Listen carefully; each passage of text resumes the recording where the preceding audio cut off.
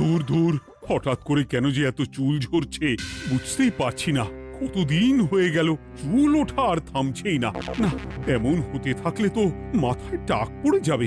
না না না, আজ রাজবৈদ্যের কাছে পরামর্শ নিতে হবে। কি ব্যাপার মহারাজ, আজ আপনাকে এমন চিন্তিত দেখাচ্ছে কেন? জীবনে বড় দুঃখ গোপাল, মন মেজাজ একদম ভালো নেই। সে কি কি হয়েছে মহারাজ? গোপাল থাকতে দুঃখ কিসের? আর বলো না, মাথার চুলগুলো আজকাল ঝড়ে পড়া পাতার মতো পটপট করে ঝরে যাচ্ছে। আমি তো জানি কেন এমন হচ্ছে, কিন্তু এখনই মুখ খুললে চলবে না। আর একটু বেশি বিপদ বাড়লে তখন মাঠে নামবো। তাই বলুন। এ তো খুব ছোট ব্যাপার। চুল ঝরলে টাক পড়বে, আর সেটা পড়া কত ভালো জানেন? কথায় আছে, যত বড় টাক তত বেশি টাকা। তুমি চুপ করো তো বাপু। যদি টাক থাকলেই টাকা হতো, তাহলে তোমার টাকা কোথায়? যেটা বোঝো না সেটা নিয়ে কথা বলো না। তাই না তাই, মহারাজের ঝরছে চুল, চিন্তার ভাঁজ মাথায়। গোপাল যতই চেষ্টা করুক, চিড়ে ভিজবে না কথায়। তোমরা সকলে থামো তো দেখি। ও রাজবৈদ্য, তুমি এর কিছু উপায় বলো। আগে মহারাজ, অনেক সময় দেহে ওই লৌহের পরিমাণ কমে গেলে এমন চুল ঝরে। আপনি বরং পালং শাক, ওই কিশমিশ, কলা ও আরো কিছু ফল আমি বলে দিচ্ছি, সেগুলো বেশি করে খান। আচ্ছা আচ্ছা আচ্ছা, তবে তাই করে দেখি।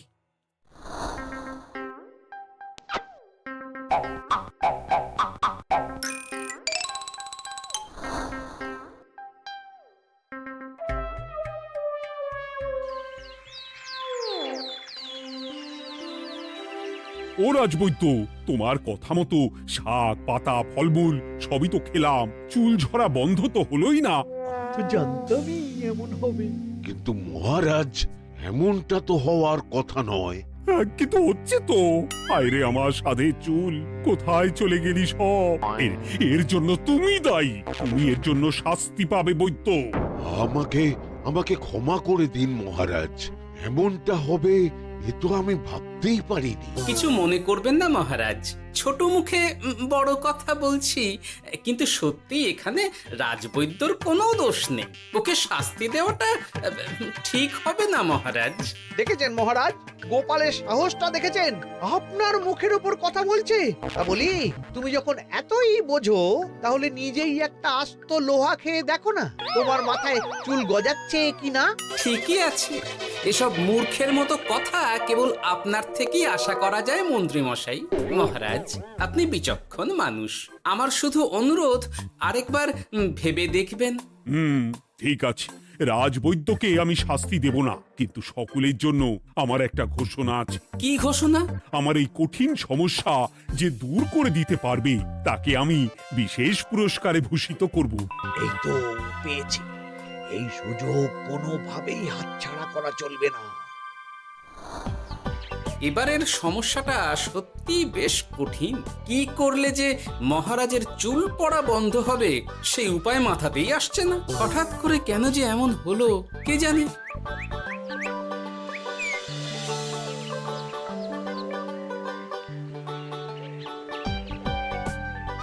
ও মা, তুমি এসে গেছো? একটু বসো, আমি তেলটা মেখেই হাত ধুয়ে খাবারটা বাড়ছি। হ্যাঁ, সে ঠিক আছে, কিন্তু তুমি কিসের তেল মাখছো এটা? কি আবার মাথার চুলের তেল? এখানেও চুল, ওদিকে মহারাজেরও চুল ঝরে পড়া নিয়ে আমরা সবাই হিমশিম খাচ্ছি গিন্নি। আরে, মহারাজের অত সুন্দর কালো চুলগুলো ঝরে যাচ্ছে, এ তো ভারী দুঃখের কথা। সে আর বলতে। ওই জন্যই তো আমি বাবা মাথায় এই জড়িবুটি তেল মাখি। এতে চুলের গোড়া শক্ত করে, চুলকে ভালো রাখে, নতুন চুল গজায় সব। হ্যাঁ। কি কি বললে? নতুন চুলও গজায়? সত্যি? হ্যাঁ, বাহ, তাহলে আর চিন্তা কি?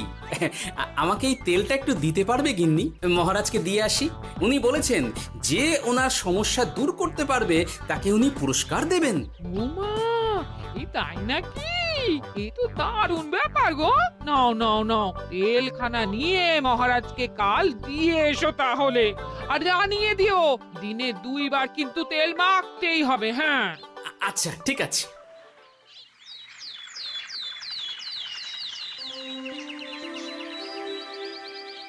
কোনো উপায় খুঁজে পেলে তোমরা? আগে মহারাজ, আমি আপনার জন্য নকল চুল বানিয়ে এনেছি। যতদিন আপনার চুল পড়া বন্ধ না হচ্ছে ততদিন আপনি এটা পরে ব্যবহার করতে পারেন। সে তো বুঝলাম, কিন্তু নকল চুল তো আর আসল চুলে জায়গা নিতে পারবে না বিজ্ঞানী। আসল চুলের কথা ভেবে আমি আপনার জন্য কেশুত্তে পাতা এনেছি মহারাজ। আচ্ছা বেশ। তা গোপাল, খুব তো আগের দিন বকবক করছিলে, তুমি কি এনেছো শুনি? সেটা যথাসময়ে দেখতে পেয়ে যাবেন মন্ত্রী মশাই। এটা জড়িবুটি তেল মহারাজ। আমি এটা আপনার জন্য এনেছি। এতে নতুন চুল গজায় আর চুলের স্বাস্থ্যও ভালো হয়। আমার গিন্নিও ব্যবহার করে এটি, তবে দিনে 2 বার করে মাখতে হবে, তাহলেই ভালো ফল পাবেন মহারাজ। বাবা, তাহলে তুমি কেন মাখো না? আচ্ছা, আপনার সমস্যাটা ঠিক কোথায় বলুন তো মন্ত্রী মশাই? মহারাজের জন্য কিছু আনলেও কথা শোনান, না আনলেও কথা শোনান। সত্যি তো মন্ত্রী, কেন তুমি সব সময় গোপালের পিছনে পড়ে থাকো বলো তো? এরা তো তাও সবাই কিছু না কিছু আমার কথা চিন্তা করে এনেছে, তুমি তো সেটাও করনি। না, আসলে মহারাজ, আমিও ভাবছিলাম আপনার কথা, কিন্তু থাক, বুঝেছি। আহ, দারুণ। তেলের গন্ধটাও খুব সুন্দর। গোপাল, তোমায় অনেক ধন্যবাদ। আশা করছি ব্যবহার করলে খুব ভালো ফল দেবে। একদম দেবেই মহারাজ। দূর বাবা, ভেবেছিলাম এক, হলো আর এক। কোথা দিয়ে যে গোপালটা মাঝখান দিয়ে এসে নাক গলিয়ে ঢুকে পড়ে, খুব শক্ত পুরস্কার নেওয়ার। দেখাচ্ছি মজা।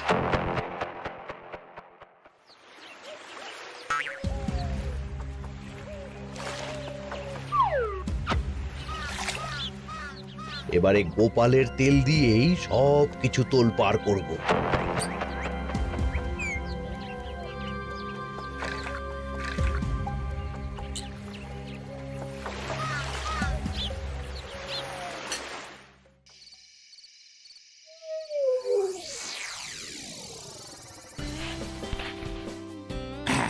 ব্যাস, হয়ে গেল 2 বার মাখা।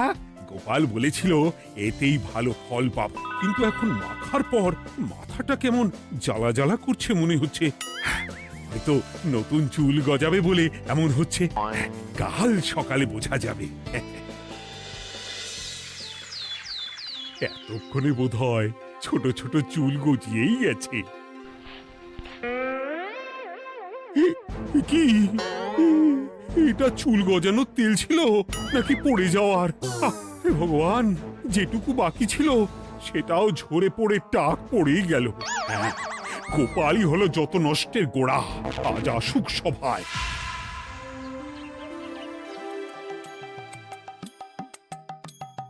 এই যে এখন এলেন উনি।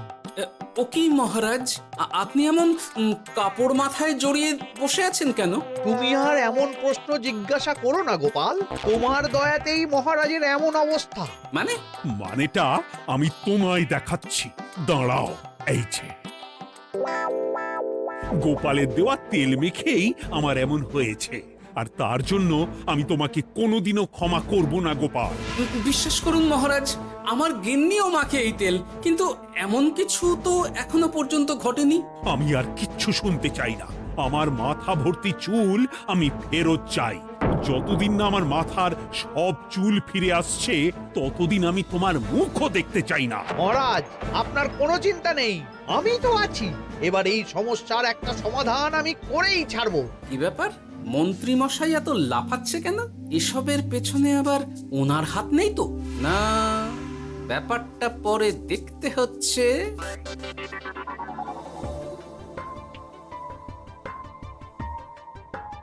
আমি বলি কি মহারাজ, এই সময়টা বরং আপনি নকল চুলটা মানে মানে পরচুলা ব্যবহার করুন। হ্যাঁ, অগত্যা, কিছু তো একটা গন্ডগোল আছেই।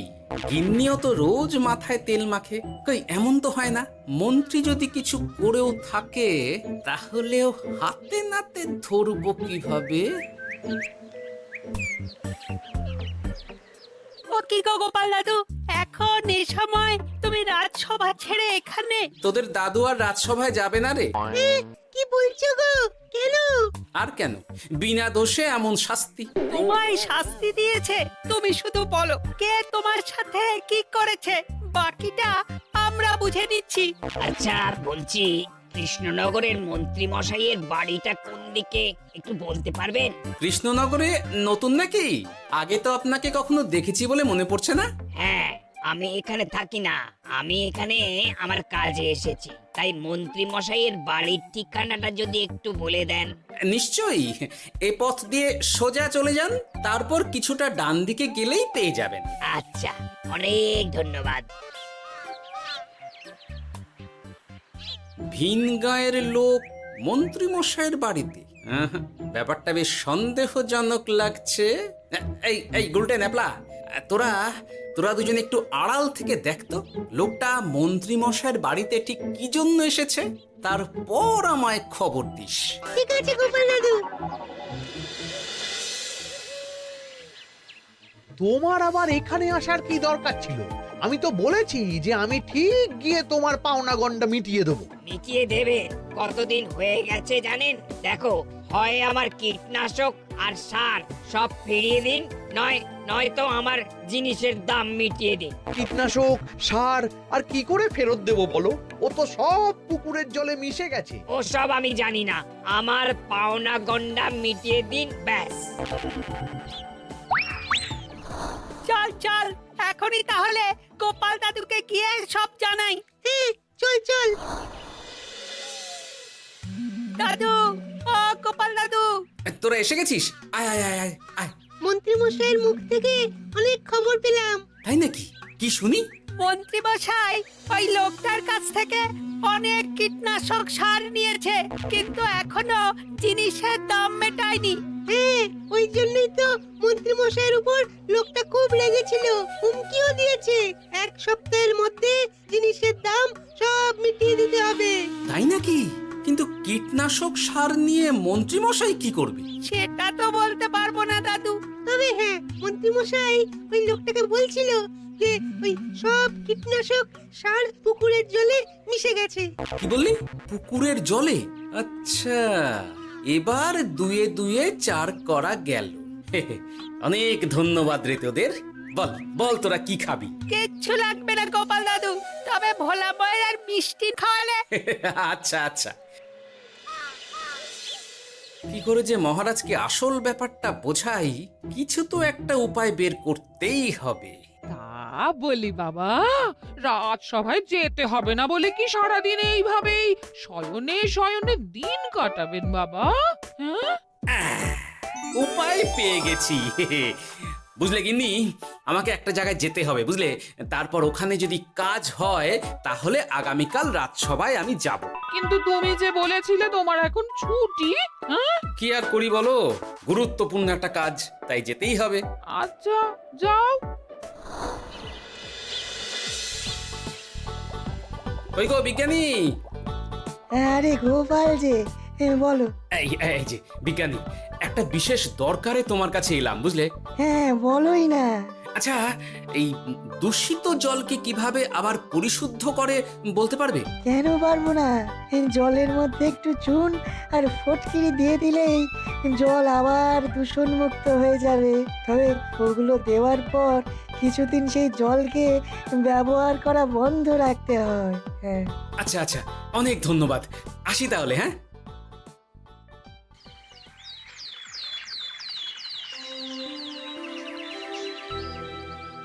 ছায়া পড়েছে, ছায়া পড়েছে।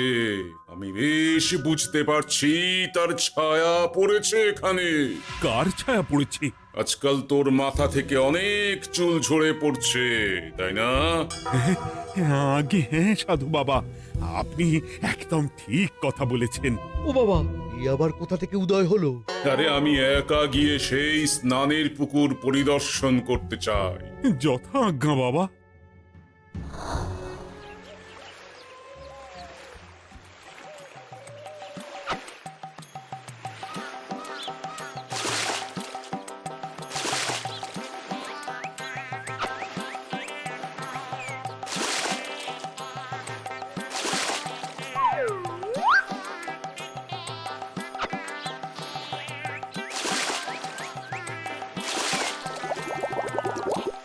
যাক বাবা, মোটামুটি সপ্তাহখানেক এভাবে থাকলেই পুকুরের জল আবার আগের মতো পরিষ্কার হয়ে যাবে।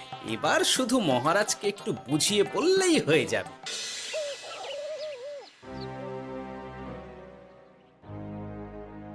কি বুঝলেন সাধু বাবা? আমার অনুমানটাই ঠিক ছিল। পুকুরের জলে কালো ছায়া পড়েছে, কুদৃষ্টি পড়েছে, তাই এমন হচ্ছে। সে কি? কি কালো ছায়া? যত সব বাজে কথা। জল দূষণ করলাম আমি, আর দোষ পড়ছে কালো ছায়ার উপর। তাহলে এখন কি হবে? চিন্তার কোনো কারণ নেই। আমি মন্ত্রপুত ভস্য ছড়িয়ে দিয়েছি। 1 সপ্তাহ ওই পুকুরের জল স্পর্শ তো দূর, পুকুরের কাছেও যাওয়া নিষেধ। তাহলে আমার মোহরের কি হবে? যথা আজ্ঞা সাধু বাবা। ও কি, তাহলে মহারাজ এতদিন স্নান করবেন কোথায়? সে কথা কাউকে চিন্তা করতে হবে না। মহারাজের ওপরে কালো ছায়া পড়া জল পড়েছে, তাই আগে সেটা শোধন করতে হবে। আমাকে তাহলে কি করতে হবে সাধু বাবা?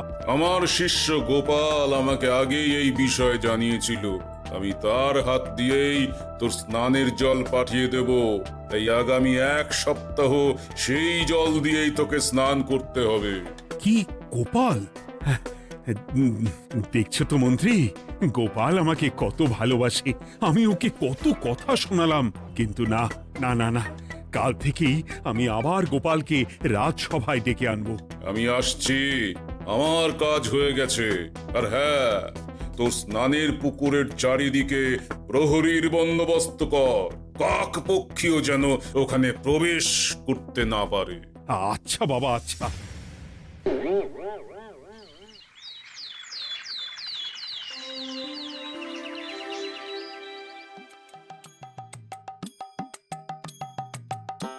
গোপাল, তোমাকে আবার এখানে দেখতে পেয়ে আমার খুব ভালো লাগছে। তোমার গুরুদেব গতকাল এসেছিলেন, কিছু মনে করো না। না বুঝেই তোমাকে অনেক কথা শুনিয়েছি। না মহারাজ, আমি জানি আপনি আমাকে খুব ভালোবাসেন, তাই আমি কিছু মনে করিনি মহারাজ। এই নিন, আমি আপনার স্নানের জল এনেছি। হ্যাঁ হ্যাঁ হ্যাঁ, দাও দাও দাও।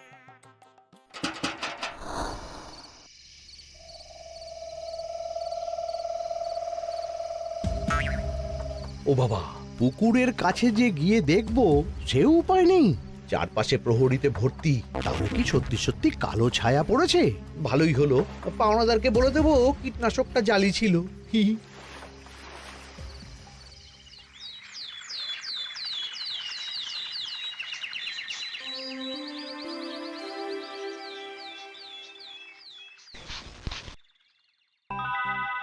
এই তো আমার সেই পুরনো কালো চুলগুলো আবার ফিরে এসেছে। আহা, কি যে আনন্দ হচ্ছে দেখে। আজ 1 সপ্তাহ সম্পূর্ণ হলো। গোপালের জন্য আমার স্নানের পুকুর থেকে কালো ছায়া দূর হয়েছে। আমাকে এই সমস্যা থেকে দূর করার জন্য আমি গোপালকে 100টি মোহর উপহার দিতে চাই। ধন্যবাদ মহারাজ। দূর, আমার আর ভালো লাগে না। সব সময় গোপালই মোহর পায়, এটা তো আমার পাওয়ার কথা ছিল। এদিকে আজকে পাওনাদারও আসবে।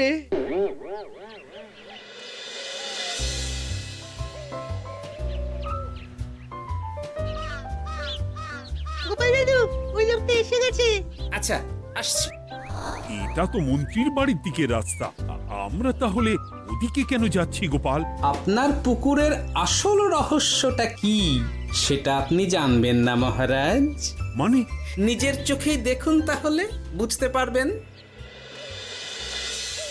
আর একটু সময় দাও আমায় ভাই, এমনিতেও তোমার কীটনাশক কোনো কাজের নয়। কি এখন এসব কথা? আর একদিনও সময় দিতে পারছি না। একটু বোঝো, একটু। সব আমি মহারাজের পুকুরের জলে মিশিয়ে দিয়েছি। মন্ত্রী, তুমি তাহলে সেই কালো ছায়া? মহারাজ, আপনার পর্দা ফাঁস হয়ে গেছে মন্ত্রী মশাই। তুমি তাহলে সবটা জানতে? একদম প্রথম থেকে। রে, খুব জোর ফেঁসেছি। এদিকে পাওনাদার, ওদিকে মহারাজ, এইখান থেকে কেটে পড়তে হবে। গন্ডগোল করে আবার পালানো হচ্ছে তবে রে। বলো, কেন করেছিলে? মহারাজ, আমি ভেবেছিলাম আপনার সব চুল উঠে গেলে আমি আপনার কাছ থেকে চুল গজানোর ওষুধ দেওয়ার নামে অনেক টাকা লুটবো। কিন্তু সেই ভাবনা ভাবনাই থেকে গেল, সেগুড়ে যে বালি হয়ে গেল। ভাবা যায় চুলের জন্য চুলো চুলি, হ্যাঁ?